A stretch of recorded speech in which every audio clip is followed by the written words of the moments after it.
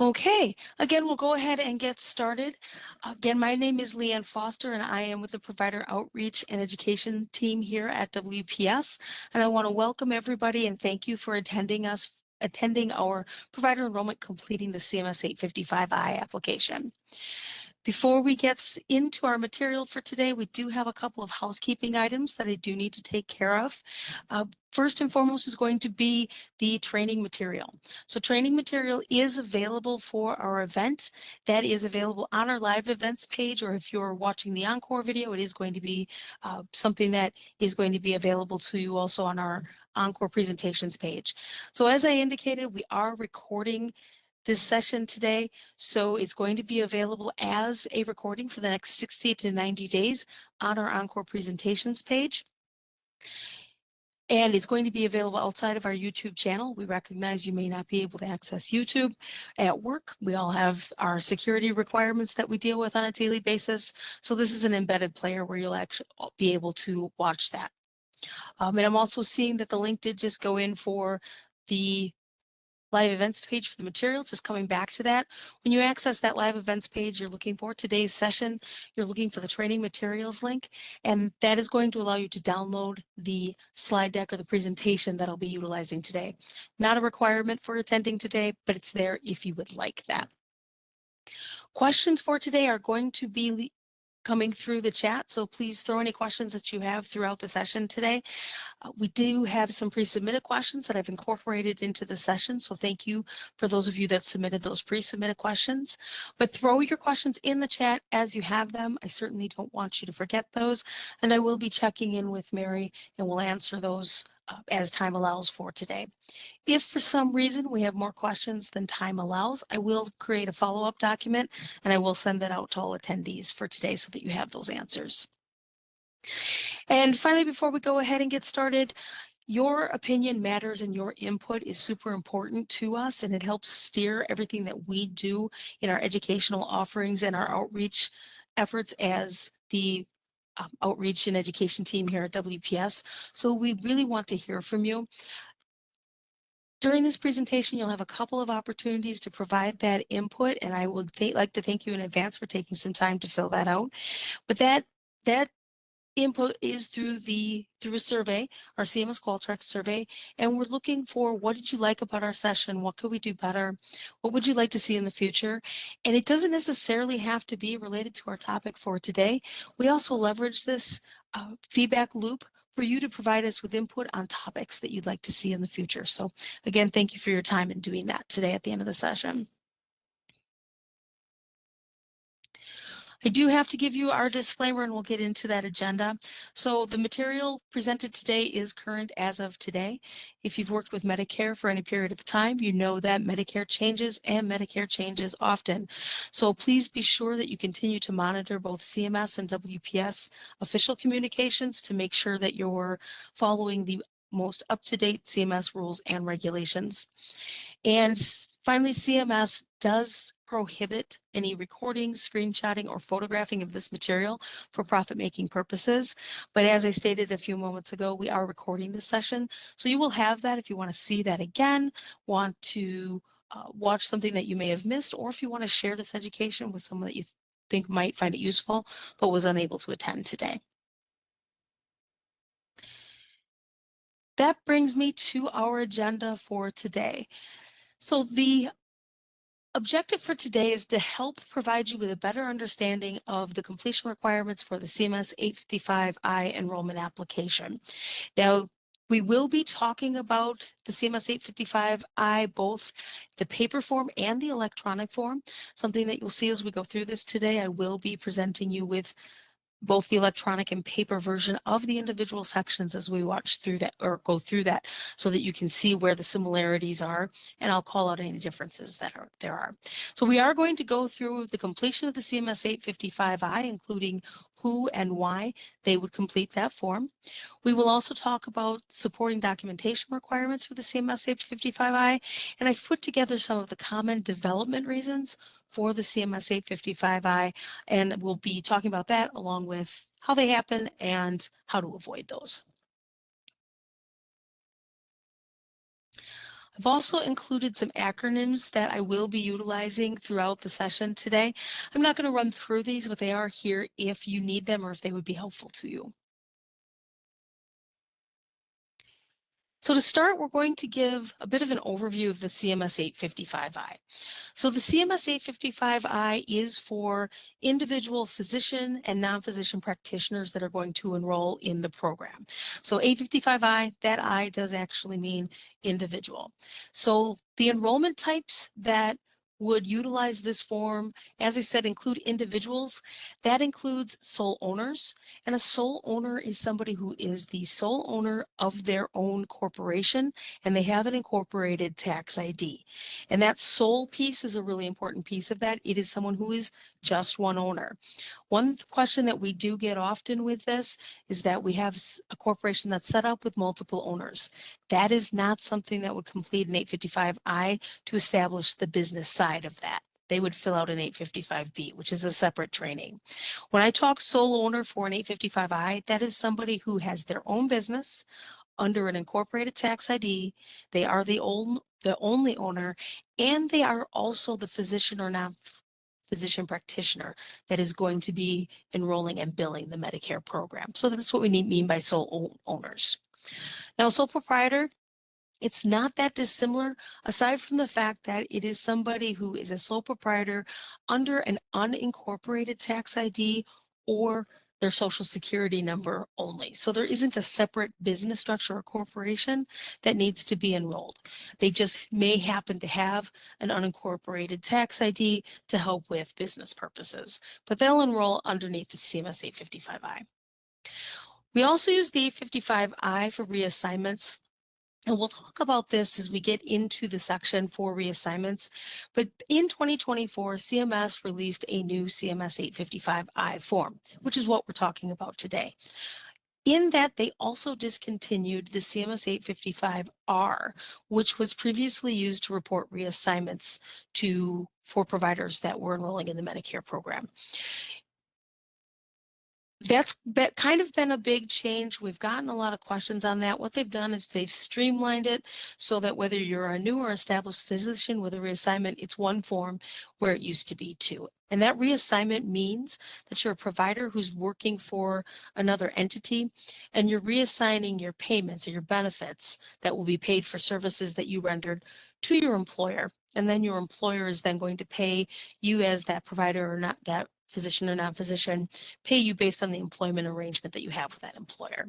So that's really what we mean by reassignment as I talk about that. Now, application types. So enrollment types is really about how are we setting you up? Are we setting you up as an individual, or are you a reassignment that's a member of a group? Application types, this is a little bit more about what actions we're taking on that application. The first is initial. An initial enrollment means that you are new to Medicare or you're new to a jurisdictional state. Say, for instance, we are the MAC for both Indiana and Michigan. Perhaps a provider is enrolled in Indiana. They're now going to practice in Michigan. They are new to that jurisdictional state. And because of how CMS has the enrollment process set up, they do need to reestablish themselves in Michigan, even though they're already established in Indiana. A lot of it has to do with licensure and fee localities that get built into those enrollment records. Everything needs to stand alone because they're not all the same. We also use the 855I for revalidating individuals. So every 5 years, or in the event that there's an off-cycle revalidation, a provider would need to basically revalidate or recertify everything that we currently know about them. And that'll include their name, their licensure information, any addresses, any reassignments that they're still actively utilizing, to make sure that our systems are up to date, because if they are not, that can result in claims processing delays or even claims denials. Also, changing of information. So we need to again keep this enrollment information up to date, and things can change. Maybe certifications change, perhaps correspondence address change, contact information changes. Maybe in the as an example, a physician is going from internal medicine to cardiology as their specialty. Specialties can change.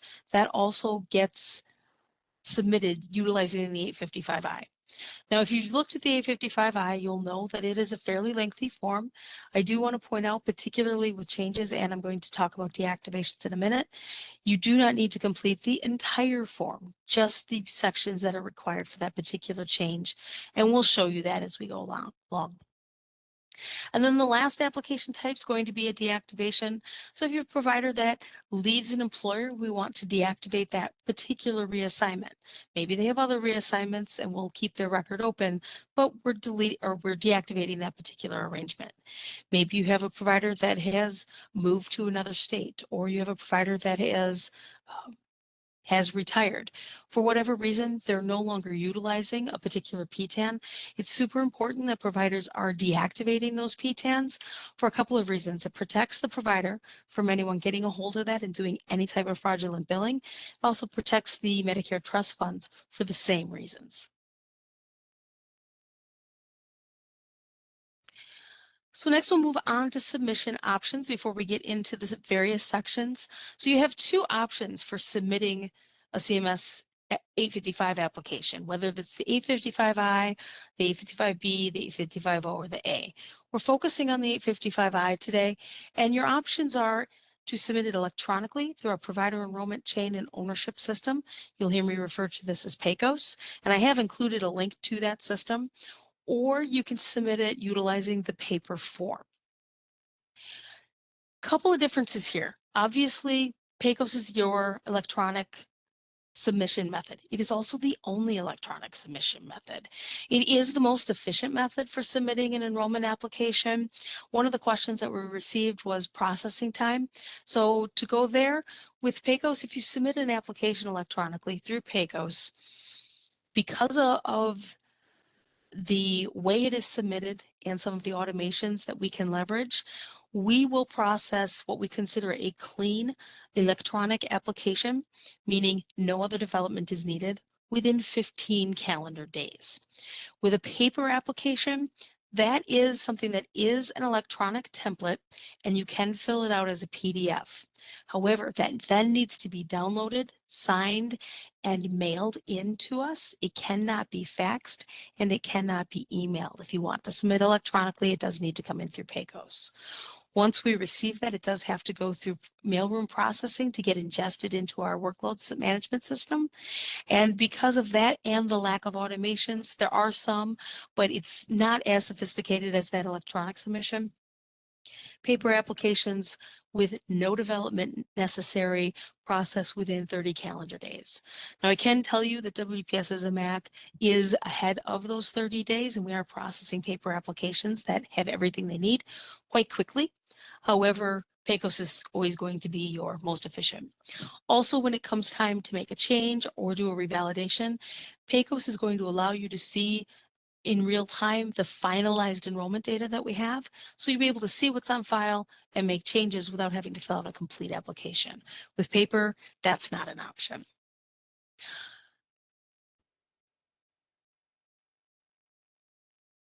One question before I move on and we go ahead and get through the sections. One question I did see, I saw some questions about submitting in PACOS and getting set up for PACOS.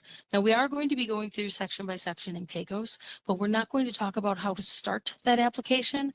That is actually an entire course in and of itself. What I've asked Mary to put into the chat, and you've done that, thank you, Mary, are two encores that we recently did. There's the PACOS Identity and Access System. That encore covers a step-by-step process of actually setting up your PACOS user ID and password, along with some troubleshooting and how to start a couple of different types of applications. And then PACOS Basics goes a little bit more in depth into that application piece. So those videos are out there for you if you'd like a little bit more information on PACOS and how to submit there. So we're going to go ahead and get started. What you're seeing here, in fact, actually on the left, this is how you would start an application for an individual in PACOS. One of the things you're going to see, and we will talk about, is you're going to complete an application questionnaire, and that's what you're seeing here. So let's go ahead and talk through that. So section 1A is your basic information. Now you're going to see it in a different way in PACOS. PACOS uses topic titles, whereas the application uses section titles. And so they're going to vary just a little bit, and I'm showing you the comparison here. You're looking at that questionnaire that I just mentioned in PACOS. That is the equivalent of section 1A on a paper application. And here it's all about that submission reason. On the left, you'll see that I have a radio button that's highlighted. That is the selection that you need in order to start a CMS 855I in PACOS. It's going to talk about sole owners and sole proprietors. What's going to happen though is it's going to ask you questions to identify, are you a sole proprietor or are you an individual who's maybe reassigning benefits? Works a lot like some of the do-it-yourself tax software. It'll ask a lot of questions, and the way I always put it, it'll bolt together the fields that you need based on how you answered those questions. On the paper application, it's going to offer you up different submittal reasons or application types that you can submit. And those are going to be represented by the checkboxes that you see on the left side of that image on the right hand of your slide. Then in the next column, it's going to tell you what application sections inside the application need to be completed. And oftentimes, if you're revalidating, you're reactivating, it's an initial enrollment, it is going to be all of the sections. Some may not apply based on how you answer questions once you get there. So it operates in a manual way, but it's similar to how PACOS operates. If you're doing something that is a change, it will lead you to the next field where you need to answer some information. Section 1B is going to be what's changing. In PACOS, it's going to present itself as an additional questionnaire. It's going to ask you what type of action the applicant is trying to perform. And that could be that initial, that deactivation, that revalidate or perform a change. On the paper application, the image you see on the right, you're going to see a lot of options in the first column. In the second column, you're going to see an awful lot of sections. And what you'll do is you'll select what you're trying to change in that left column and complete the sections that are listed in that right column. A couple things that I want to point out. First, you can make multiple changes on one application. So if you're changing the name, the specialty, contact information, all three of those changes can happen. I also want to point out that all three of those changes are going to have some base sections in common. Sections 1, 2A, and 3 is required basically for every kind of change that you make. You only need to fill that out once, so you'll consolidate those. And then there may be some variances based on the specific piece of information that you're changing, and you want to make sure you include all of those. Next, we're moving on to section 2A, which is identifying information. And this is going to be basic.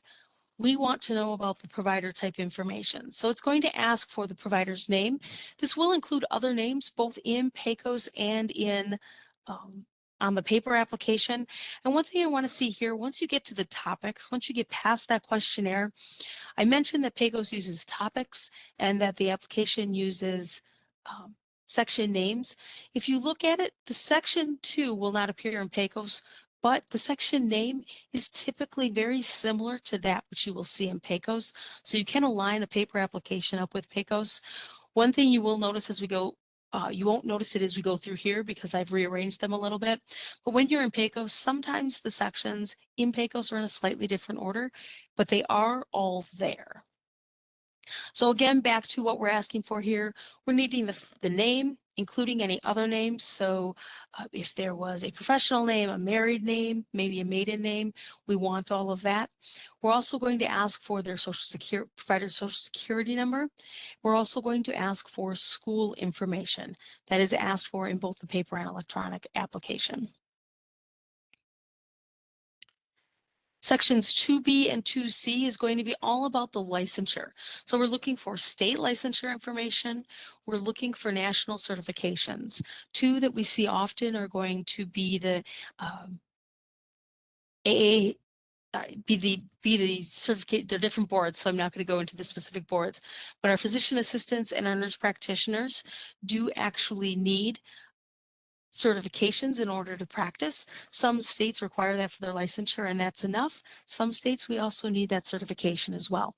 So you want to list that information. Also, DEA registration, which is the Drug Enforcement Agency registration, that information is not required for enrollment, but if you're going to provide it, is provided here.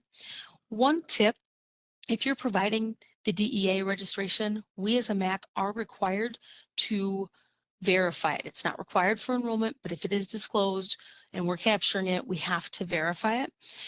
If you're reporting that, include a copy of your DEA certificate. This is something that is tricky to verify on their publicly available site because this application does not ask for all of the same information that's included in the certificate itself, the copy that you get, and we need that in order to verify it. If it's disclosed on the application and we're unable to get it verified on the DEA site, we will actually need to request a copy of that, and that can cause processing delays, which we want to avoid for you. The other question that this section will ask is whether or not the provider is accepting new patients. It's not a required section, but it is something that we do take for statistical purposes on our PACOS. It also is something that will update on the physician compare list, which is essentially a beneficiary directory for providers so that beneficiaries can find new providers. Sections 2D, 2E, and 2F. I'm combining these because on the paper application, they're all on the same page. In PACOS, you're going to notice this is where that order is going to be a little bit different. In PACOS, they're going to be in multiple pages or multiple screens, but it's asking for the same information. What we're looking for here is correspondence information. So this is going to be an address where we can reach the provider. This is also typically the address where revalidation notifications are sent. Those do need to be physically mailed per CMS directive. And so if that correspondence address is not valid, you might miss a revalidation request when the time comes. So I encourage you to make sure that that's an accurate address. We also have the medical records correspondence address. You can indicate that these two addresses are the same, but if there is a different correspondence address for anything related to medical records, you will need to list that separately. This section is also going to ask information about residency status. Now, this is going to be for physicians only. What we're doing here is we're checking to see if the provider is in residency and if the services that they are providing are part of that residency. We ask that because if they're in a GME approved education program, we may or may not enroll them because they're being reimbursed through that program. However, providers can moonlight. We do see where they'll moonlight in emergency room or they're doing their residency and practicing in another department while they're going through that residency. And that is acceptable, and that's the reasoning for these questions. Section 2G is physician specialty, and this is very specific to physicians. One of the things that we see is that non-physicians will want to tell us they're a nurse practitioner and they may want to call out an area of discipline for that. This is not where they want to list that. It's also not something that we can capture, and we'll talk about that in a second. 2G is for physicians only. The physician can list more than one. They can only list one secondary, but they can also indicate a primary. Once in a while, we see a tertiary. If you are listing multiple, it is super helpful for you to put a P in front of or next to the one that is primary and an S in front of the one that is secondary. And this is because our claims will adjudicate based on the primary specialty. They do not process based off of the secondary specialty. But if that secondary specialty is there, it is something that if it needs to process under it, it can be submitted on appeal, but only if it's listed. So please make sure that we have that. In PACOS, it's going to be a drop down, and you are going to have a section where you can indicate primary and secondary on those specialties.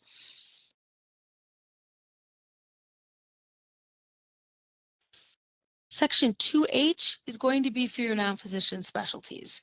And particularly in PACOS, it is still that drop down. This is going to actually add additional questions based on the specialty. So for instance, if you are enrolling as a clinical psychologist or a nurse practitioner, there are a couple of extra questions. We'll talk about those questionnaires here in a second, but they only populate if you select that particular specialty. So again, PACOS is bolting together the fields that you need. based on how you're responding to questions. So keep that in mind. On the paper application, you're going to see the list of approved non-physician specialties. Now, there's a couple of things here. Like I said, the nurse practitioners, physician assistants, if they want to list out an area of discipline, they can, they're welcome to. However, that area of discipline is not going to be built into their provider enrollment record. The system doesn't allow for that. However, end of last year, we did make a change to our claims processing because of instances where the beneficiaries may see multiple providers on the same day. Nurse practitioner and nurse practitioner appear to be the same specialty. One might be cardiology, one might be internal medicine. And then claims denials ensue. What we're allowing for is for non-physician, for nurse practitioners and PAs to indicate that area of discipline. So cardiology, internal medicine was my example. They can list that in the narrative section on their claims, and we can process based off of that.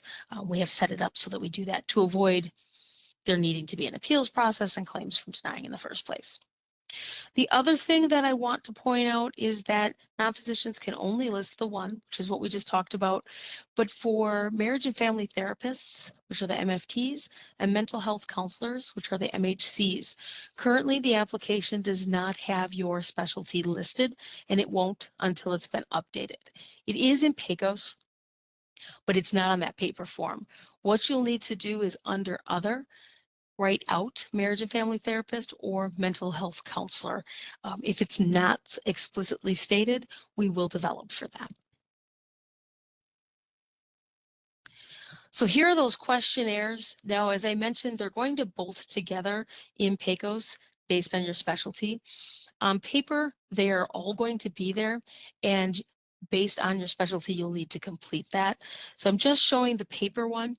So and in PACOS, it'll be a required session or section. So the questionnaires are only for psychologists, PTs, and OTs when they're an independent practice. So if you have a PT or an OT that's reassigning their benefits to a physical therapy group, you do not need to complete that. Those questions are asking about that independent practice. And if you're reassigning, you're not independently practicing. We also have a question for clinical nurse specialists and nurse practitioners, and it is asking whether or not they are an employee of a skilled nursing facility. And if they are, we're asking for that address information. So just a couple of extra questions based on that specialty. So Section 3 is for adverse legal actions. This is required for everybody. So this is going to be something you're wanting to look through the list of actions that must be reported. That's available both in PACOS and on the paper application. They define the actions and it defines the timeline. So when I say timeline, for instance, a felony, if it's occurred within the last 10 years, may be resolved, but it does need to be reported. And one thing I do want to point out, reporting an adverse legal action does not preclude a provider from being able to enroll in the program, especially if there's a resolution. It's just something that needs to be disclosed, and the MACs need to work with CMS to identify the risk to the Medicare program from enrolling that provider. And I have absolutely seen where one is reported and CMS and the MAC both agree, doesn't pose a risk, we're going to go ahead and enroll the provider. Depends what it is, depends on what actions were taken. So that comes into, if you are reporting one, you do need to also include any documentation from that action. And we need court documentation, not the originals, it can be copies, but we do need court documentation that shows what the action was. Perhaps it was a conviction, perhaps it was a suspended or restricted license. We need to see all of that. And then if there's resolution to it, we need to see that. That's going to help CMS and the MAC or us make our decision on whether or not to enroll the provider. Section 4 is for private practice. So I mentioned sole owners before that are the single owner of their own corporation with an incorporated tax ID. It's going to ask you if you are in private practice, and this is going to be for those sole owners. If so, we need to know that sole owner's corporate business structure, we need their tax ID, and we need the adverse legal actions, if any exist, If none do, you'll check no for the business. But again, only if you're a sole owner. If you're an individual provider joining a group, this is not going to be your section. And PACOS will ask the questions. So does the paper application at the top. You'll see the 3 check boxes right underneath section 4. Those are the different scenarios that will lead you to the appropriate sections inside section 4. And it'll actually have you skip sections based on how you check those boxes. Section 4B, again, is only going to be for your sole owners and your sole proprietors. So if you're somebody who's not reassigning benefits, we need to know your practice locations. So we're asking for the physical locations in which you see patients. That can include medical facilities. So if you're a provider who goes to nursing homes, that nursing home is a medical facility, even if the patient is domiciled there. You do need to report that as a practice location. Claims process and fee, so the reimbursement amount is determined based on those fee localities. So that is something that we want to keep in mind. And you do need to report all of them. Telehealth comes up a lot here. If the provider is providing telehealth solely out of their home address and they don't have any other practice locations.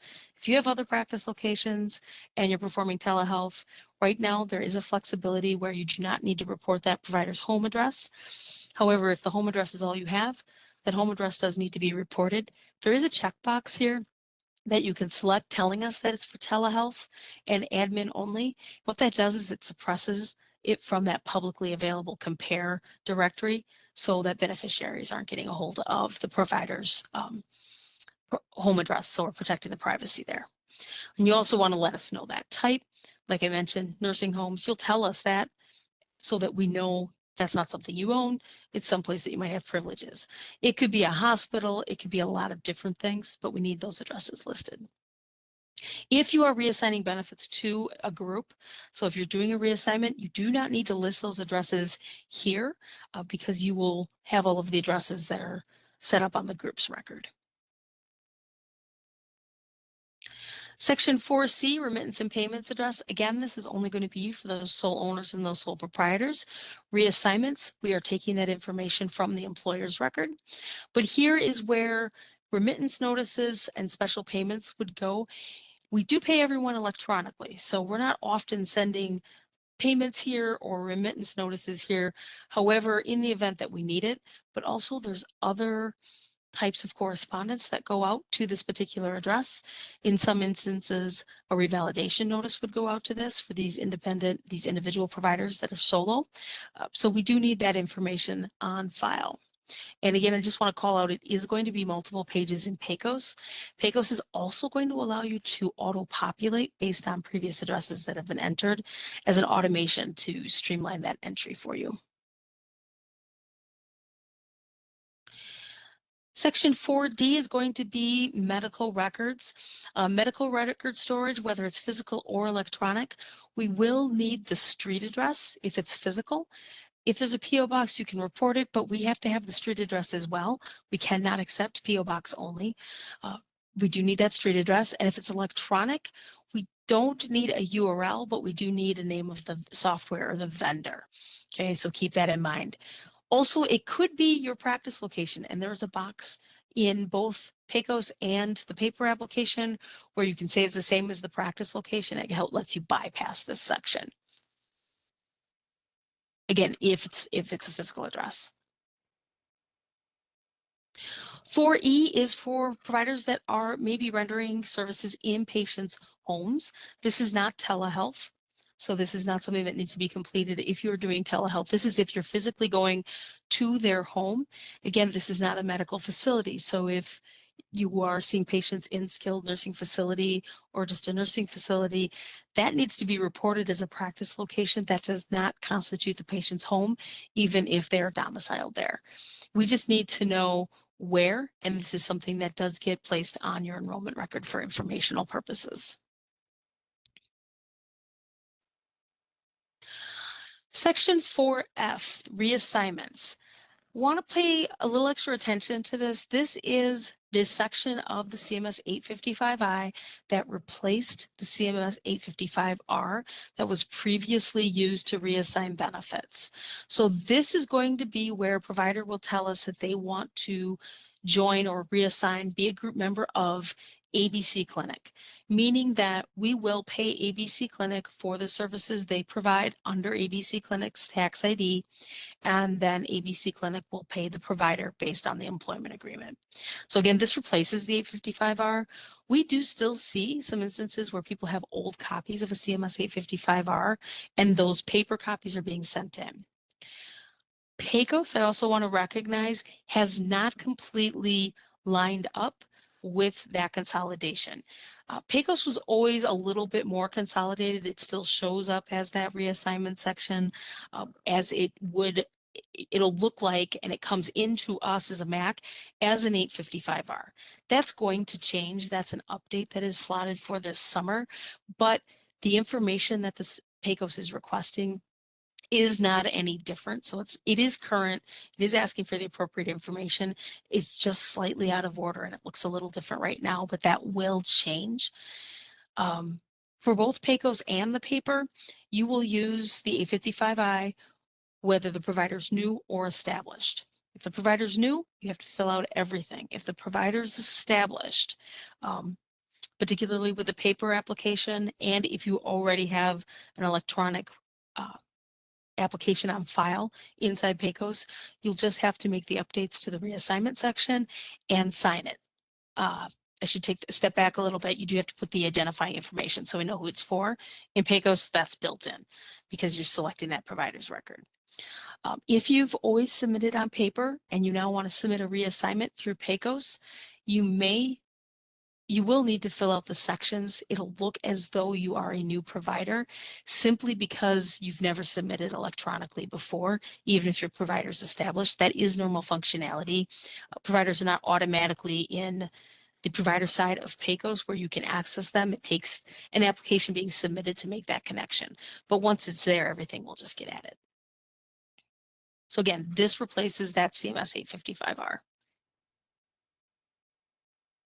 Section 6 is managing employees. Again, we're jumping back to those independent, those solo providers, either sole owner or sole practitioner.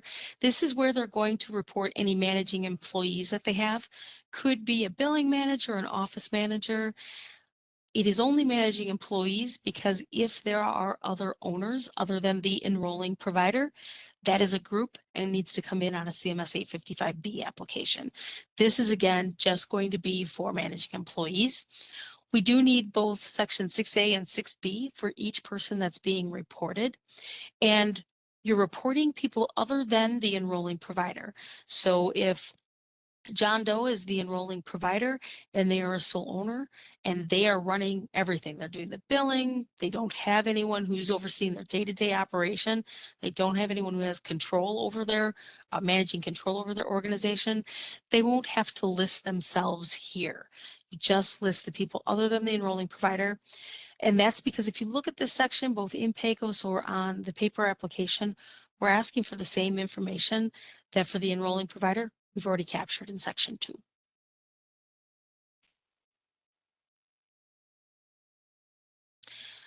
That brings us to Section 8, which is billing agency information. Again, this is going to be for those solo providers.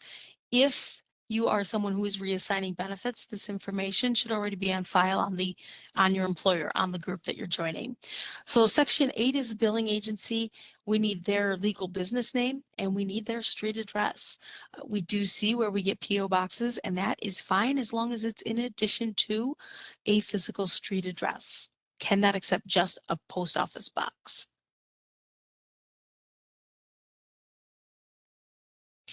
Section 12, definitely going to look a little different from PACOS to the paper application. In PACOS, it is its own section and it is required or supporting documentation information. In PACOS, it's going to ask you if you have information that you'd like to upload. And when you say yes, it's going to also give you a little bit of a list on this page of the information that, based on how you responded to questions, we may need. Some of it is optional. based on how you answered questions. It may not be required, but it is something that you can submit. In the paper application, it's a checklist, and you yourself have to determine what information is necessary. In PACOS, you have to say yes or no. On the paper application, if you do not complete the checklist, it is not something that we need to develop for. But in either instance, you want to make sure that you're including your supporting documentation based on how you answer questions, what type of provider that you are. And we're going to talk about the types of things you'll submit here in a minute. For PACOS, you can upload those into PACOS versus sending them separately from the electronic submission. There is a 5 megabyte limit, and they also need to come in as either PDFs or TIFF files. We cannot accept PNGs or JPEGs. So basically, we can't accept picture files. PACOS doesn't do well with them, and sometimes we don't get them. So that is something to keep in mind when you're uploading those records. And you can even upload those after the submission. PACOS will allow you to do that. If you forgot during submission, you're okay. You still have time to get that in. One thing I do want to point out, particularly with PACOS, is the electronic funds transfer. On a paper application, that's for electronic payments. That's going to be attached. In PACOS, we are looking for that electronic funds transfer information to be completed in the form. So that EFT form is an actual topic inside of PACOS, but we may need that. We will need that account validation information. So that's just a little bit of a difference between paper and web there. The next section of the application for both PACOS and the paper application is the contact information. In both paper and web, you can list as many as you want. There isn't a limit. We do find this with some bigger medical offices, or when there's a credentialing office or a billing agency involved, they'll list multiple people. Feel free to list anybody that we should be able to speak to about development or the application itself. It's also the information that our customer service area is looking for when you call in. If you want to talk to someone about enrollment information, they need to be on file, and that is meant to protect the privacy of the provider and the Medicare Trust Fund. So keep that in mind. This is also the person that will get the approval letter. If there are multiple, they will likely pick the first one unless you make a designation somehow for us to utilize the contacts in a certain order, or go to this person as the primary. So just keep that in mind.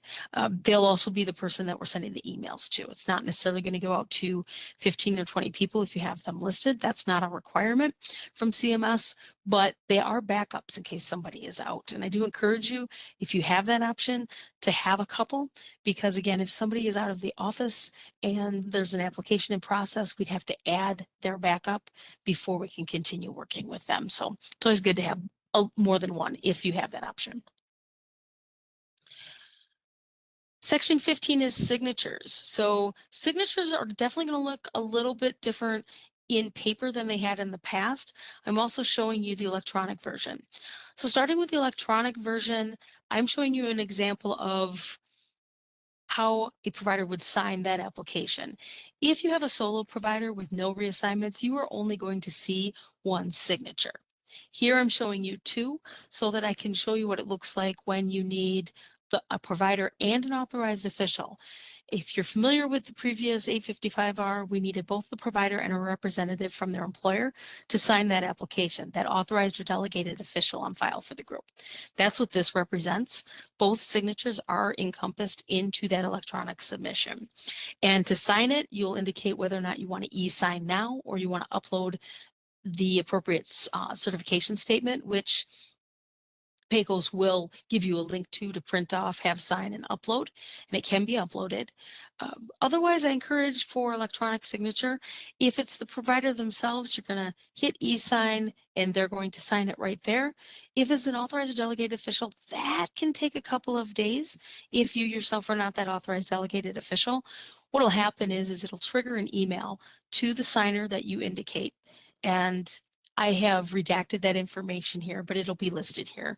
It'll trigger an email telling them to go into PAYCOS, providing them with instructions of how to go into PAYCOS and append their electronic signature to that application.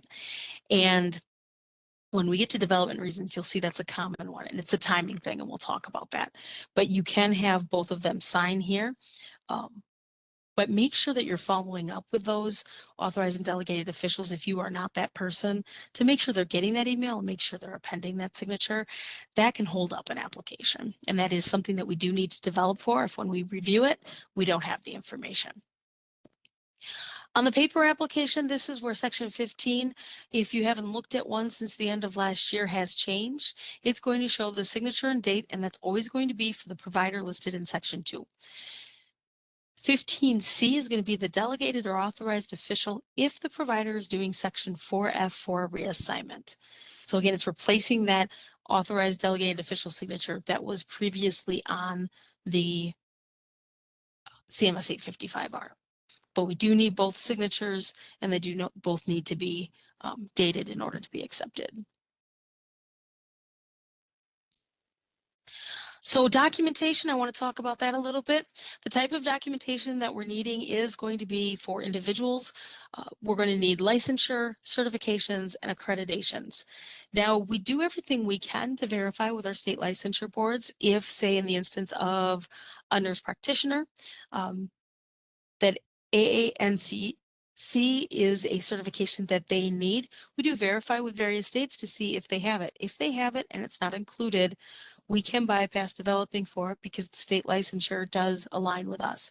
We do have an instance, though, in Michigan, specifically where they don't require that certification, and so we do always need that, and we will ask for that. But just so that you know that if there's an accreditation or certification that wasn't reported, that we need to know they have it, sometimes the license will take care of it. If it doesn't, we will develop for it. And again, I mentioned that DEA certificate. If you're reporting it, it's not required, but if you're reporting it, include the certificate because that serves as a verification. Sometimes we're going to need additional forms. So again, we're talking about those solo providers, sole owners with an incorporated tax, or sole proprietors with social or unincorporated tax only. They would need to fill out a CMS 460 participation agreement if they wish to be classified as a participating provider in Medicare, meaning that they're accepting Medicare payment as payment in full.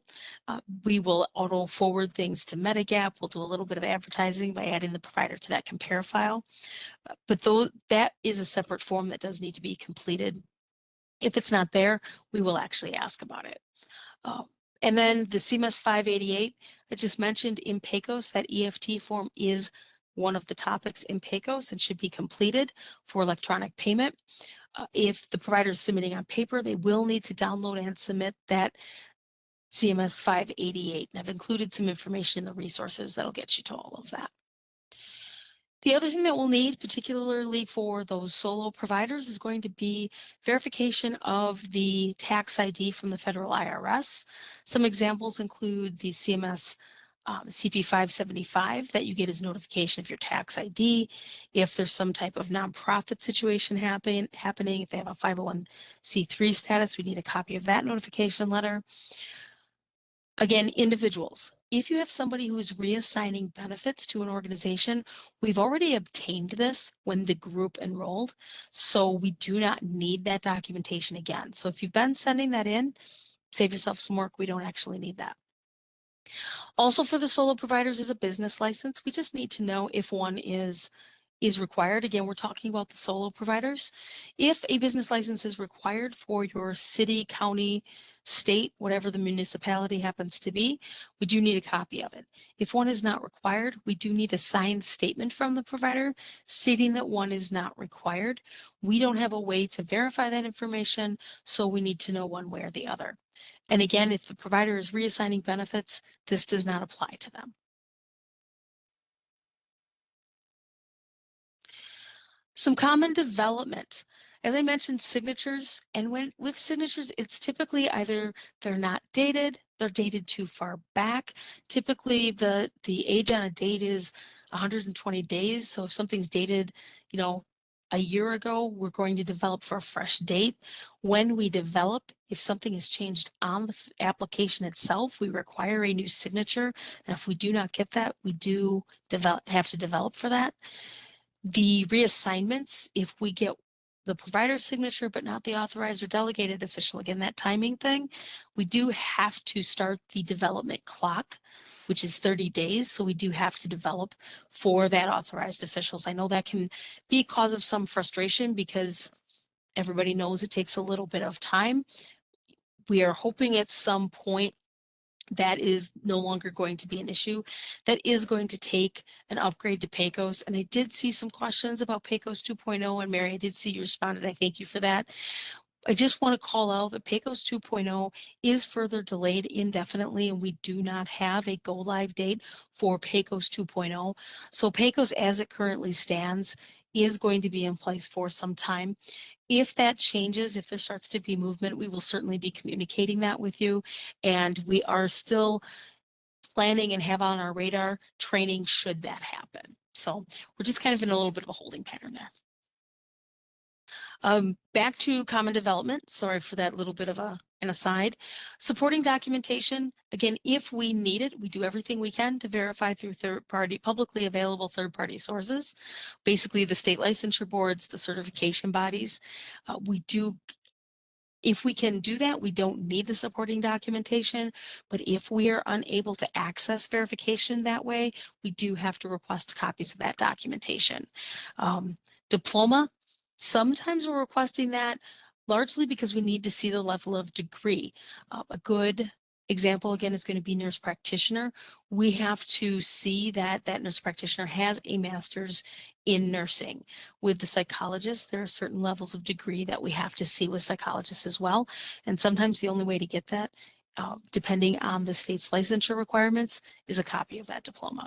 So it's not 100% of the time, but it's possible.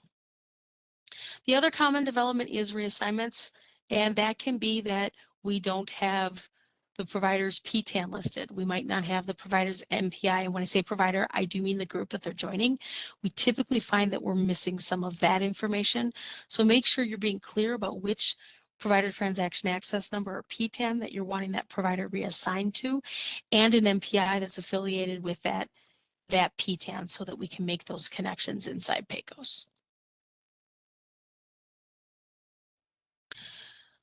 So that brings me to questions. So I'm going to check in with Mary.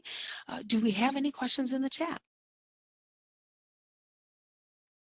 Yeah, the only question that we received is regarding PACOS 2.0, and both you and I have mentioned it. Excellent. Or answered it, I should say. Oh, that's excellent. It.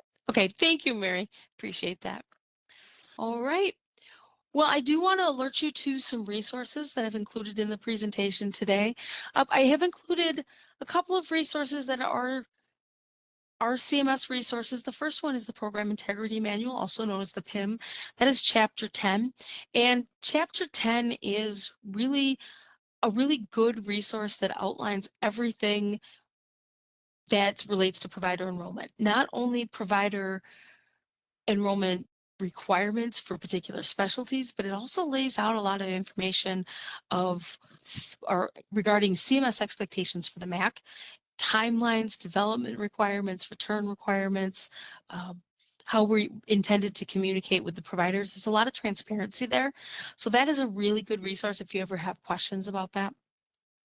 Also, it's the fourth bullet, the provider Medicare enrollment for providers and suppliers. That is the CMS page that is specific to provider enrollment. And I'm just going to go out there real quickly. So on the cms.gov site, under Medicare, you'll go to enrollment and renewal and providers and suppliers. And here there's going to be a lot of links and some helpful resources on enrolling for the first time. If you go into the Medicare enrollment for providers and suppliers, which is the link in your session, it really drills into provider enrollment specific. There's links to PACOS, there's information about the fee, revalidating, but also because PACOS 2 came up, I do want to point out this is also going to be where CMS is going to post any updates about PACOS. This has said PACOS 2 is coming soon for quite some time. And again, we're in that holding pattern.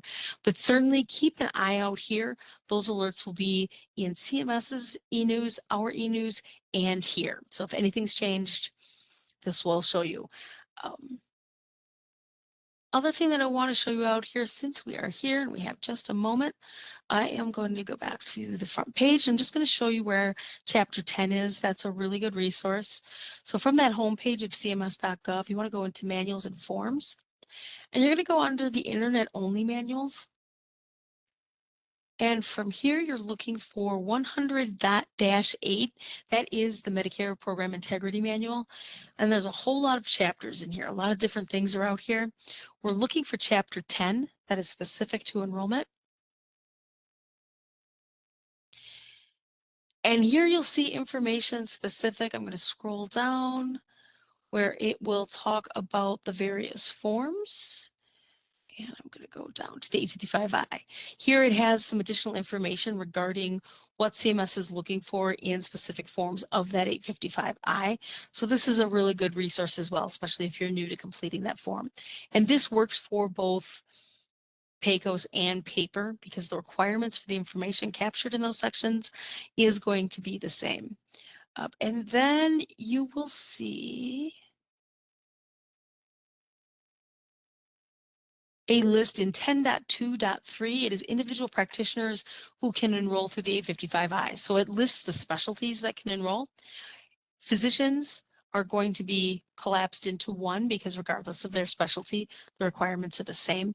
And then it has a lot of focus on the non-physician practitioners, and it includes their licensure and their educational requirements, certification requirements. So I encourage you to take a look at that if you have any questions. Then I did also include a link to a checklist and some resources that we have for the enrollment process. I do also have a link for the 855B paper form on here, and that has to do if you're a sole provider, but you actually have multiple owners. I have referenced that 855B a couple of times. The 855I link is further up in the presentation, so you do have that, but sometimes we see solo providers are filling that out and they actually need to fill out something on the group. So I've included that for your convenience. That comes in as development now and then. So that brings me to, we're going to go ahead and wrap this up and follow-up questions. We didn't have a lot of questions today. We did have some great pre-submitted questions, and I did incorporate those into the material. So I hope you found that helpful and got the answers you were looking for today. If not, sorry, I got one ahead. You are going to have 7 days to submit that. And what you're going to do is you are going to send that through that education mailbox. And in the subject line, you're going to want to put today's topic, which is PE completing the CMS 855I. Or if you have the training materials for today, you can click on the link for that education mailbox, and I have that email all set to go. Give me your questions, and it'll already have the subject line for you. That's just going to allow the people that monitor the mailbox know that that information needs to get to Leanne so that I can answer that for you. So feel free to send those in the next 7 days. Also, in the next couple of minutes, you are going to get an email, and this is going to be your certificate of achievement for attending today. So don't delete that without looking at it. It is going to give you an option to complete that survey. And again, we appreciate you taking time to provide us with your input and your feedback on today's session. But it's also going to be your certificate of achievement in the bottom. It's going to give the date and it's going to give you the contact hours. This can be utilized to get CEUs. So if you're attending today's session for those contact hours, this can be submitted to your accreditation or certification body for that continuing education credit. Now, if you didn't get this, one of two things happened. You either had something go to your junk, your spam folder, or you attended by phone. In either scenario, let me know, send that to that education mailbox. Let me know you need a certificate. If you attended by phone, please give me the phone number that you attended by. Our system, if you attend by phone, doesn't have a method for verifying your attendance. I just have to do that manually and I'll get a certificate sent out to you. If you didn't get it and you attended through the computer audio, it's entirely possible it went to your junk or your spam folder, or didn't get past a filter that you or your organization have in place. But same thing, let me know that you attended, that you need your certificate. I'll confirm that attendance and get that out to you. That brings me to our last call for you to provide your input. I again encourage you to take a few minutes to complete this survey because you really do drive everything that we do. So again, tell me what you liked, tell me what we could do better, and I really want to see those suggestions for future topics. We want to make sure that our education is meaningful and relevant to what you do and is making your job easier, and that we're giving you the tools that you need to navigate the Medicare program. Again, the follow-up questions, you have 7 days for those follow-up questions. You can go ahead and send those to that education mailbox, or you can click on the link, and it's already set up to put today's title in, which is PE, completing the CMS 855I. And that's going to allow the people that monitor that mailbox to understand that needs to come to me so that I can get a response to your question. Again, 855I specific, if it is about an application currently in process, maybe there's a development letter on, that still needs to go to customer service because they'll have access to look at that application and will be able to better advise you on how to proceed. And I see that Mary put this in the chat. Again, I am encouraging you to take some time to provide us with some input. There's a couple of ways to do that. Mary's put some links into the chat. You can click on that. You're also going to get a redirect after this session. It's not spam. It's not malicious. It's not taking you anywhere dangerous so that you don't want to go. It's just letting you know that you're leaving the webinar software and going into the CMS Qualtrics survey. And there you can provide us with feedback on how we did, what we could do better for you in the future. And obviously, as I've said, topics that you'd like to see in the future that we can use to drive our future educational offerings. So again, I thank you for taking that time. That will end our presentation for today. On behalf of myself, Mary, and everyone on the WPS Provider Outreach and Education team, I'd like to thank you for taking the time to attend today. We know that everybody is super busy and sometimes carving out this hour can be a challenge. So we really do recognize and appreciate that you took time to join us today. I do apologize that it sounds like we had some audio issues that Mary pointed out. So I thank you for your patience with that. We are working to resolve that. So with that, that does end our session for today. Have a great day. You may now disconnect.